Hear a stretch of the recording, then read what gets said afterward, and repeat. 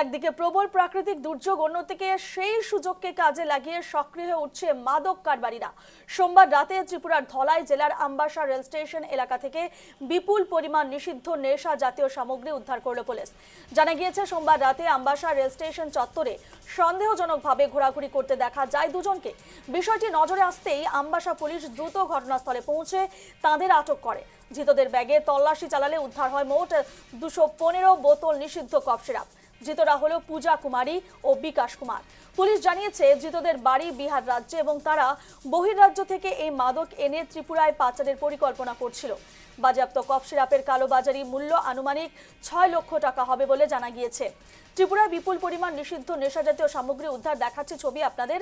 215 বোতল নিষিদ্ধ cough syrup সহ ধৃত 2 বহির্রাজ্য থেকে এই মাদক এনে ত্রিপুরায় পাচারের পরিকল্পনা ছিল এবং বাজেয়াপ্ত কফ সিরাপের কালোবাজারি মূল্য আনুমানিক 6 লক্ষ টাকা।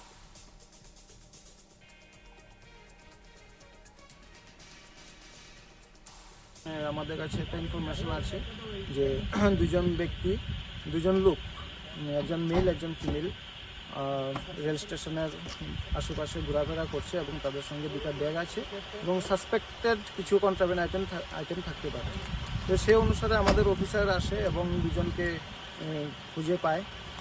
তো তাদেরকে আমরা এনডিপিএসের প্রসিজিওর মেনে আমরা তাদেরকে সার্চ করি এবং তাদের কাছ থেকে 2টা ব্যাগের কাছ থেকে 215টি স্টাফ কফ সিরাপ আমরা রিকভারি করি এবং সিজ করি।